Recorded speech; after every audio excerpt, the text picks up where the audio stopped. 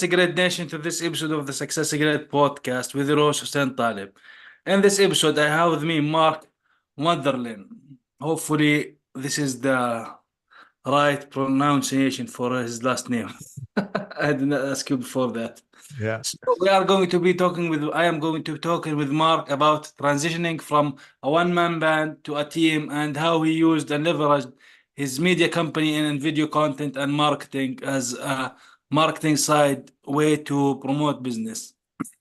So, as a driving force behind Mosaic Media Films, Mark brings more than expertise in video production. He brings a strategic marketing mindset. What sets his company apart in the unwavering focus on the marketing side of video content. Mark collaborates closely with clients, driving into the sales and marketing strategies of their business and funnels. This deep understanding allows him to create videos strategically tailored to drive traffic and boost sales. Mark, welcome to this live session with me on the episode of the Success Secret podcast. Yeah, absolutely. Thanks for having me. I'm glad to have you here with me on this episode. So, first of all, because this is the Success Secret podcast, I usually ask my guest this one question, which is, what does success means to you, and how do you see or agree or disagree other people define success as? Yeah, I think in today's, society, I think a lot of people define success about how much stuff you have. And I think success, just like happiness, needs to be defined by the individual itself and how they see and perceive that. For me personally, I define success by creating an equilibrium between the work and the passion that I do for the content, the people that I impact, and the lives that I've been able to benefit, and then having, fulfillment in my own personal and professional life. So I can say that I feel like I'm very abundantly successful, based on where I was from to where I'm at now professionally, and definitely the time and autonomy that I have to, spend time with family, friends, and do the activities that I really enjoy on a day-to-day basis. Awesome. Yeah. So, you apparently enjoy video content because you are into that, and you Yeah. love to, or you build your business from a, let's say, a solopreneur, as they would say, Yeah. right, to a team, which is very important because we are, as solopreneurs in general or entrepreneurs, when they start by themselves, it is hard to scale to certain point. You can scale as much Mhm. as you can only work in a day, I guess. So, first of all, what was the idea, or where the idea came from starting your business, which is Mosaic Media Films? And yeah, how did you that start? Yeah, absolutely. So I started, actually well over a decade ago, and I used to work for a company right out of college, and they had a relatively small marketing team, but they were mostly a manufacturing company in the sporting goods industry. And when I was doing that, I learned like everything to do with marketing because we were a relatively small team. So I did website, I did graphic design, I did packaging that you'd probably still see in Dick's Sporting Goods today, photography, video, everything that you could imagine. And out of all those things that I learned, I really felt like the market was moving towards video. And this was 10 years ago. So, really, from a business perspective, the only companies that were doing video were companies that bought a large $30,000 to $50,000 ad spend from the television station, and then they'd say, "Oh, we'll create a video for your website as well as your 30-second spot." And as you can imagine, because it's made by a broadcast company, they're kind of panning and zooming, and it just had a broadcast feel, not really a cinematic approach. So right around the time when I really wanted to go off on my own and start a business as a solo videographer was right around the time when DSLR cameras were coming to the market. So it really was this great kind of emergence for me. And I never looked back from that point. It completely transformed the way I filmed. And I started to create really what I called at the time, I called like a business promo video. And basically, I was combining my knowledge of marketing and advertising and really connecting with people and storytelling through all of my experience with marketing in the corporate world, and then taking the art and craft of video and trying to take more of a cinematic approach to it. And, 10 years ago, this was not what people were doing. So it was really new to businesses and brands that time ago.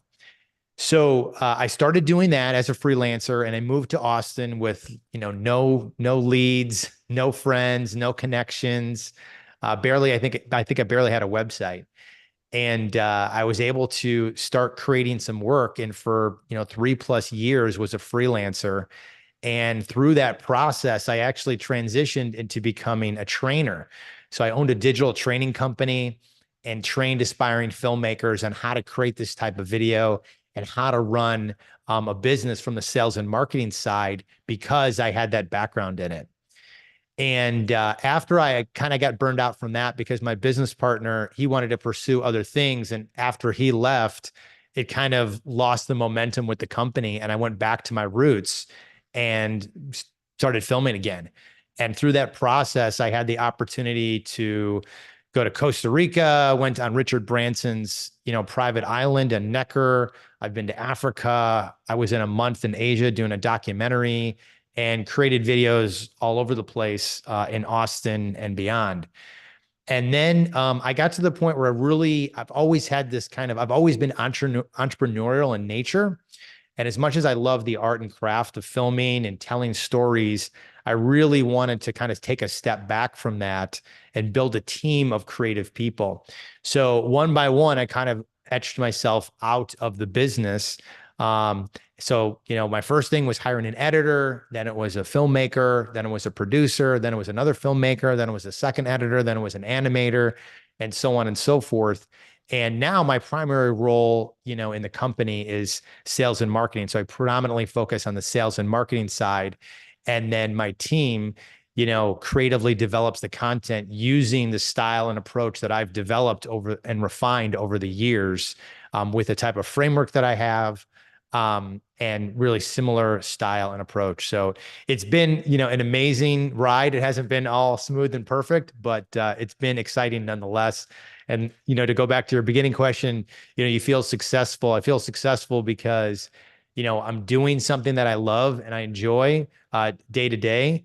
And I'm making an impact in the world in relation to not only the clients that we work with, but I always tell my staff, you really have to fall in love with our clients, because that's ultimately who's going to see the video, take the action, and then ultimately they're going to ideally change their life with a product or service that our client is, selling or, helping them with. That's awesome. I love Yeah. that. Your clients. That's amazing. Yeah. Yeah. That's very impressive. And it is true. Like you talked about video, for example, 10, 12 years ago. So that time video was like, for example, YouTube was there, for example, if we are going to Mhm. talk about that. But it's still kind of relatively new. Like we're talking about from 2005 to Mhm. 2010, for example, or 2011.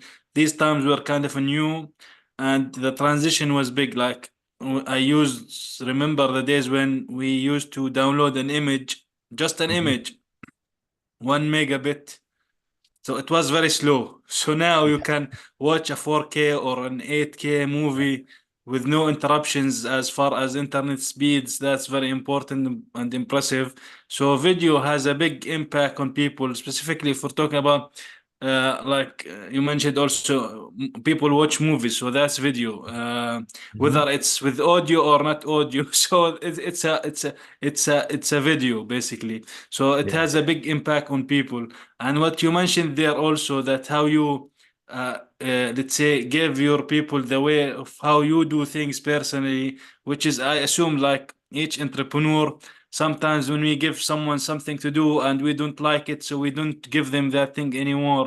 So we want kind of something of consistency in there. And what you mentioned eventually, that this you want your clients to be satisfied, which is the people who are watching basically the video. That's very important. So in general now in video, what is the best framework, let's say, or the best characteristics of a video that will attract or have these clients actually watch, let's say, from beginning to end, or 50% or whatever it is? Yeah, absolutely. I think the biggest mistake that a lot of creative agencies or video companies will do, or at least the way sometimes they'll pitch or they'll kind of approach a project is, yes, we have cameras, we have gimbals, drones, and all the toys, and we'll get this done for you. Rather than thinking of what is the problem that the product or the service is going to solve, and looking at it from that frame of mind. Also, what I see a lot of businesses make the mistake of is they keep thinking that, like, this story, we need a story about us. The story is less about you and more about the customer's journey and how you're going to come alongside them and help them with that. So the way that we structure and frame a lot of our videos is typically we create like a 2 to 3 minute brand story or business promo video. That's our flagship thing, the thing that we do the most of. So it's a little bit longer form, compared to today's, attention span. It's a little bit longer form with being 2 to 3 minutes. So the first thing we do is we start off with essentially a hook, something that's very compelling, whether it's a shot, a quote, or something that will later be revealed later on in the video. That hook has got to grab their attention right away. Then we kind of transition into what is the problem or the pain that the customer has. So really trying to understand their ideal client and, like, what are they struggling through? So a lot of times my staff and I will go through this practice of, like, trying to visualize living the day in the life of that person. What would it feel like? What are the thoughts that go through their head? What are the things that they're struggling with? What has brought them to this point right now where they're on their customer's website, where they're watching this video, right? And really understanding that. And then visually and narratively explain that to them, that our client understands that pain.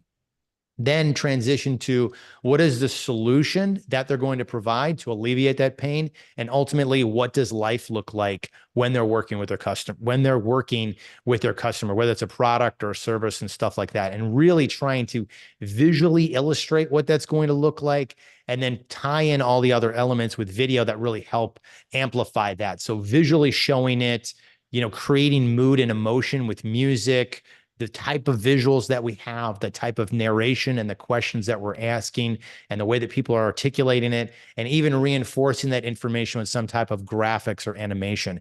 It can be anything as far as, this is what your life is going to look like. This is how it works. We follow a structure, but then there's deviations of that structure based on the client, and the overall goals of the project.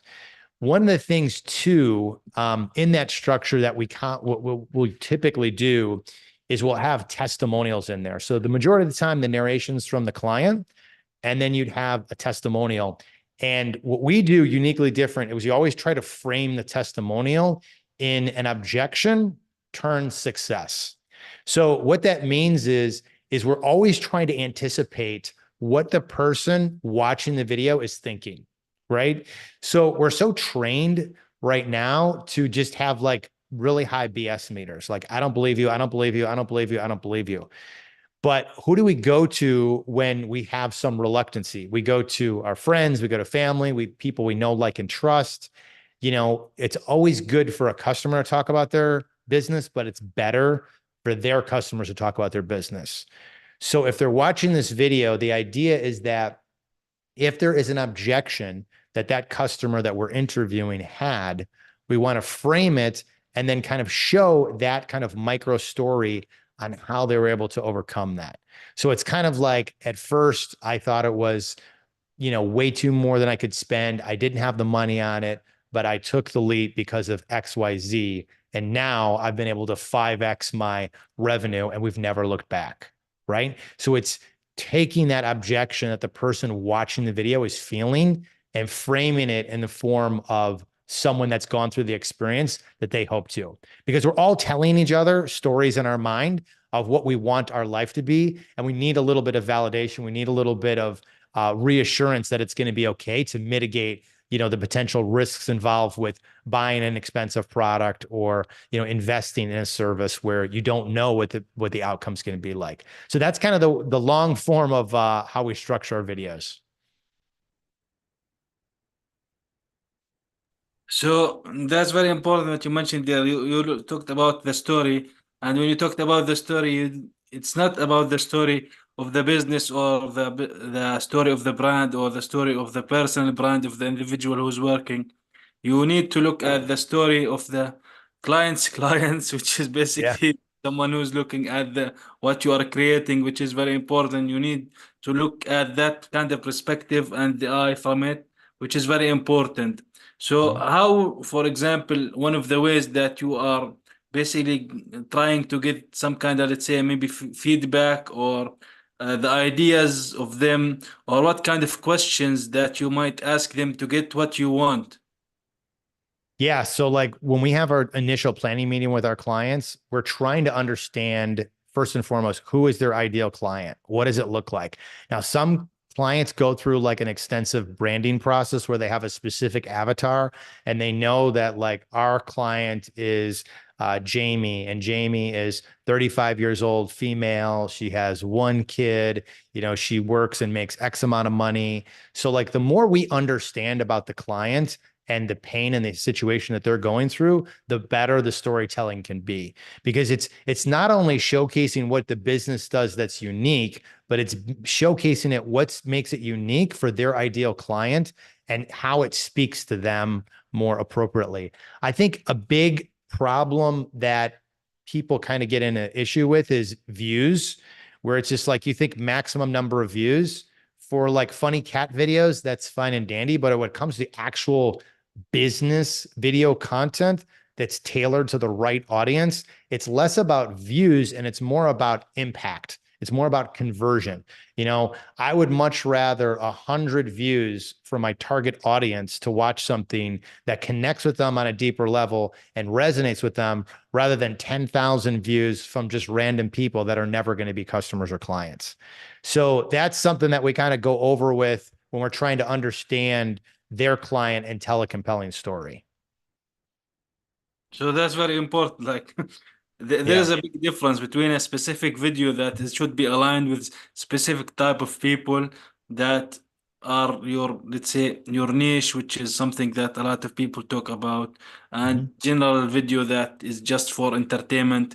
But generally, I think the video, any type of video, if we can combine, for example, a story, a type of funny element, Mhm. or a funny story, or type of entertainment in the video, that would be, and also learning, some people can learn from this video, it would be something that's amazing if you can combine learning with Yep. entertainment in a video. That's, I would say, maybe a great combination, right? So have you produced or seen or worked on these type of things, and how hard is it to do that, or do you think from your experience it is easy? Yeah, great question. I don't think it's easy. On the contrast, I think it's incredibly difficult to thread that needle. And the reason being is, this type of video is usually called edutainment type of videos where they're educating people, but they're doing it in a very funny, quirky, educational way. Now, we have worked on this. We've also worked on more of the traditional style business video, like I've talked about thus far. We've done it. There's also other really good companies that have really broken into the space, and like the Harmon brothers. If you've ever seen Squatty Potty or Poopery, they are probably one of the most well-known agencies in that particular space of edutainment. What makes those videos typically difficult is you need really, really good script writing and you need really, really, really good talent. I think the biggest mistake that sometimes customers will make is they'll say, "Oh, this video went viral, and they were able to make this, and they got $3 million." But they're not looking at the whole picture. The picture is everything has to work in unison for those type of results. You need to have a good script. You need to have, most importantly, an actor or someone that has really good comedic timing and delivery. And then usually they're high, very high expensive productions, but that's only one piece of the element. The second piece about it is the amount of marketing and eyeballs that you need on something like that. So those type of videos usually tend to be really good for consumer product goods because you can get a massive amount of eyeballs because you have a huge audience, but it still takes a lot of revenue dollars and a lot of testing. Now, one of the most successful campaigns using this edutainment style is the Harmon brothers. And I think just the production costs alone were around $250,000. And then the advertising revenue was probably, larger magnitudes of that. Now, it's pales in comparison to the amount of extensive growth that they've made as a company. However, they had everything working perfectly, and they also did a lot of testing.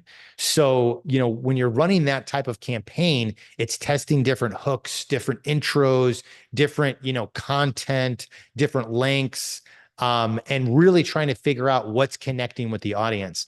I actually read a story about that particular project, and they said that they had, I think, several, maybe 5 or 6 different intros. And one intro was doing really, really well, and they were going to put more ad dollars in it.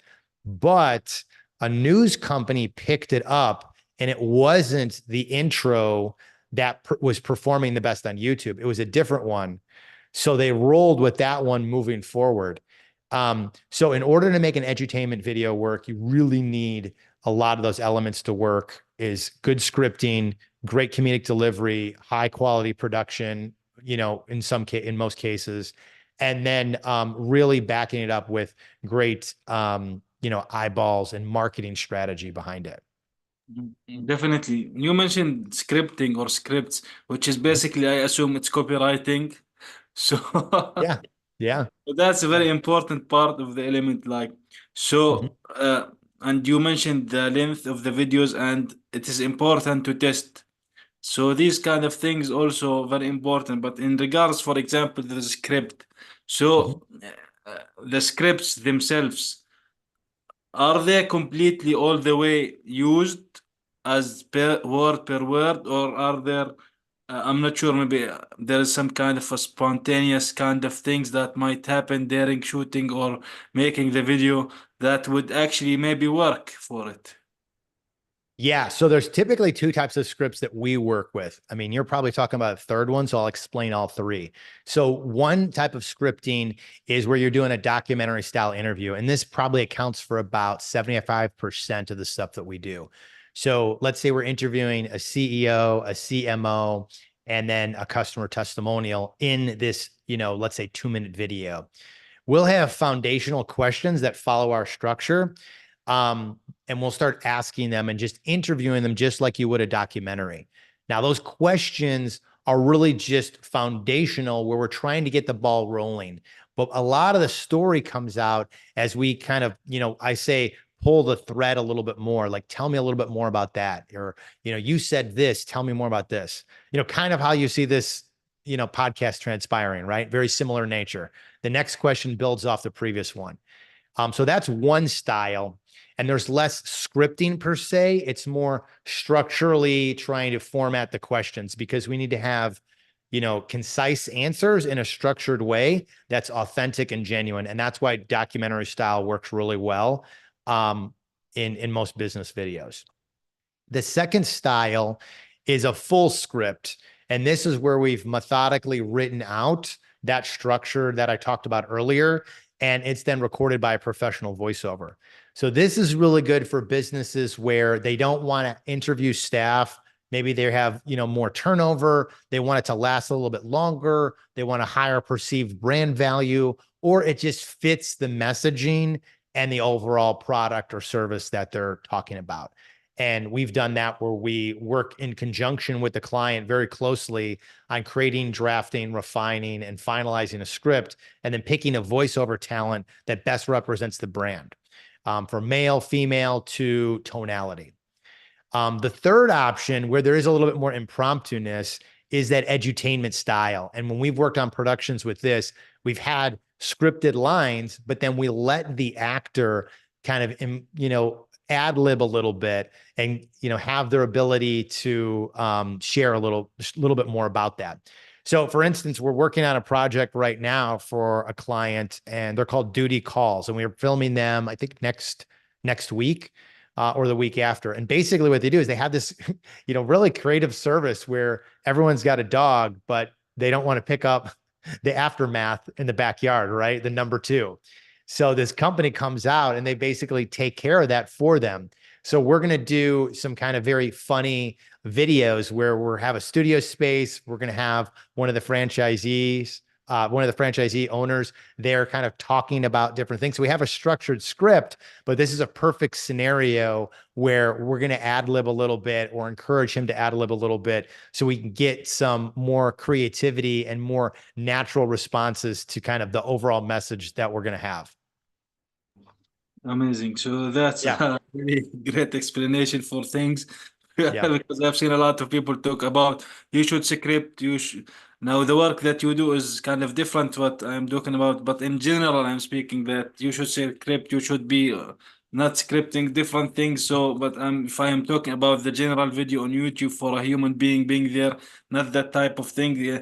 But you need to kind of have some kind of guidelines, I guess, at least. Like this is very important, so you would know the pain points of the clients, which is the very important thing that we're talking here about. People who are actually going to watch the video, it will hit the Yeah. points of their pains or the problems, actually, to give them the kind of solution or resolution that they are looking for, which is like eventually it's the goal of the video in general, of the goal of any kind type of content that's put out there. So now for yourself, now your focus, you mentioned that you build this type of business as a solopreneur and you grow it, and you have a team now. So Mhm. now your focus, you mentioned, I think you mentioned sales and marketing. Mhm. So how what you are doing now is impacting the business in a way that is driving it forward. Yeah, absolutely. So now my primary role is sales and marketing. As much as I love production, I don't do the day-to-day tactical stuff. I'm kind of at the, at the level where I kind of check in with the team. I'll go to shoots, for a little bit and pop in, but my primary focus is sales and marketing. So what I do is really, things like this is a perfect example. So really podcasting, we do paid ads, we do organic social content where I'm on camera, talking and stuff of that nature. Facebook and Google, SEO, citation sites. We're Austin's highest rated company with over 140 five-star reviews. So that really helps from a credibility standpoint and our SEO. So really that kind of side of it on the marketing. And then once customers are ready and they want to talk, like, hey, I think I have a project in mind. I found you online. I've learned about you through, these sources, love to chat a little bit more. The conversation is typically with me or my producer. And that's where I essentially kind of really understand the scope of what they're trying to look at. I try to outline some general creative on like what are going to be the best, what is going to be the best type of videos, and then what are going to be, what's the overarching story. So one thing that I do differently, I think, than a lot of other video companies that I was mentioning earlier, is they'll kind of be like, yes, it's a 2-camera setup for 3 hours of filming, 2 hours of editing. And they look at it like that. I'm looking at it from the perspective of what is the goal of this video? Who are we reaching?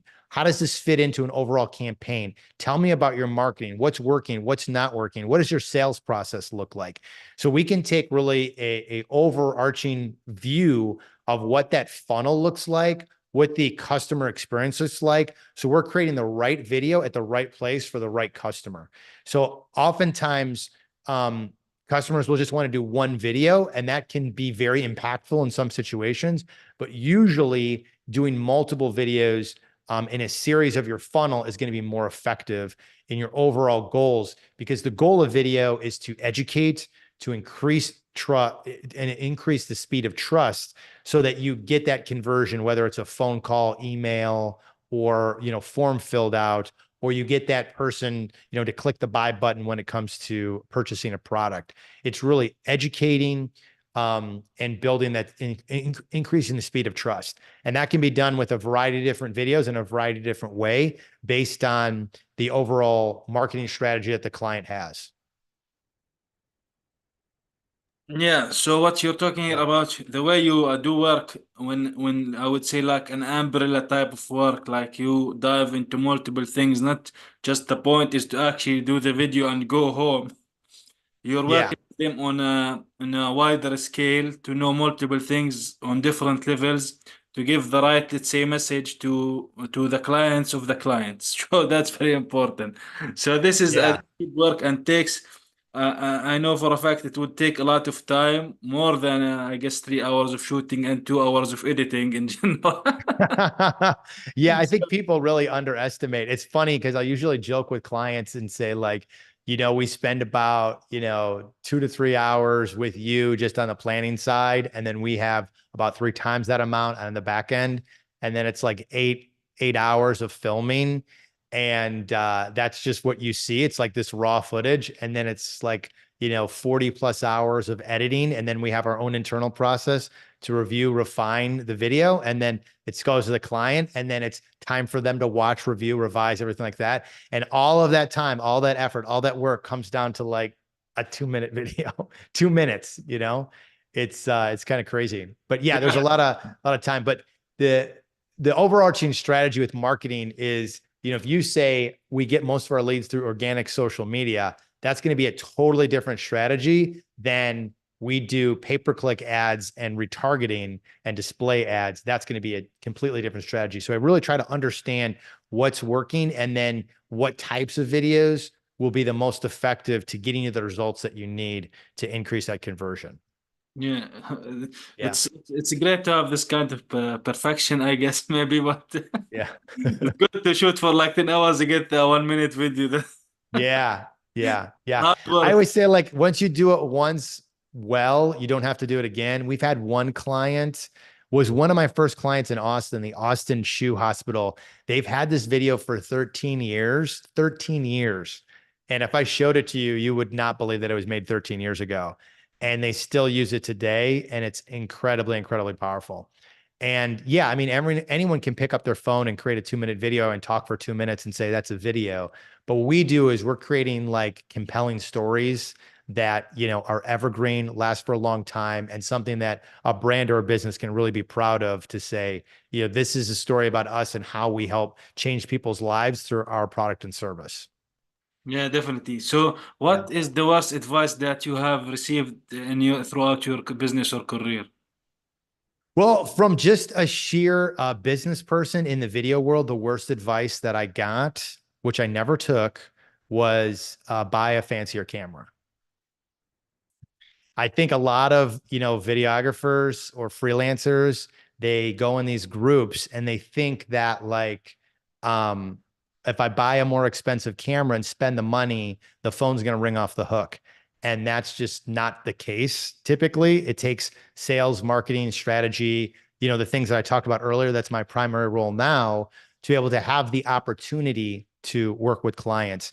I'm fortunate enough now that we have all the fancy gear and fancy equipment that we could, talk about, but that's only one component. That's only one piece of the puzzle, because you could have a great piece of gear, but if you don't know how to use it, you don't know how to tell a compelling story, you're just going to get a nice looking image, and that's it.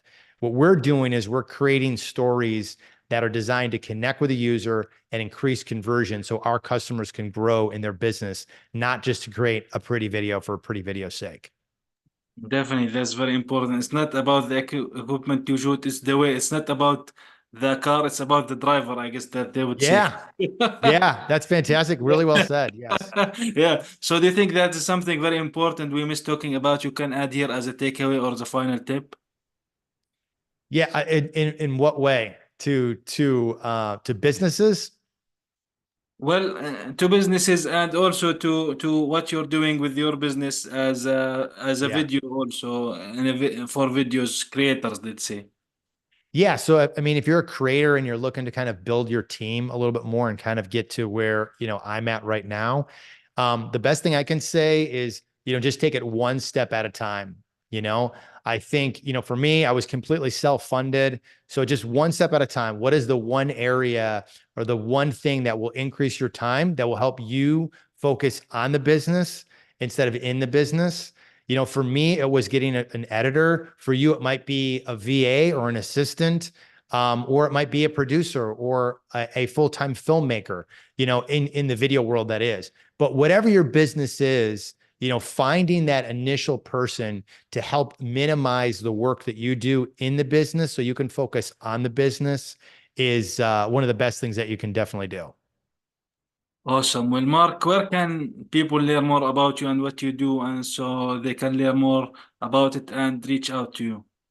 Yeah, absolutely. So our website is mosaicmediafilms.com. That's MOSAIC mediafilms.com. And I have a page on our website, mosaicmediafilms.com/resources, where there's a lot of great stuff that you can get on video. So if you're a business thinking about video, but you don't know where to start, there's guides, there's quizzes, there's video content. It's all free. You don't have to put your email in. And that's a good way to get started, whether you're thinking about video as an internal team or you think about hiring a video production company. That's a great resource for information and content. That's great. The resource being there free without having to opt in, that's something Yeah. that's very rare these days on the internet. Yeah. It's like, it's so exhausting sometimes just to put your email in to get a PDF guide. It's like, don't even worry about it. Just click on the button and it's yours. Hopefully it Awesome. helps you. Yeah. Definitely.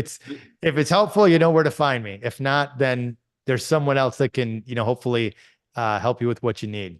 Awesome. Well, thank you very Yeah. much, Mark, for being with me on this episode of the podcast. Yeah. Really insightful things about you, your story, your business, and how you approach video production. So, thank you Awesome. very much for joining me for this one. Absolutely. Thanks for having me. It was great.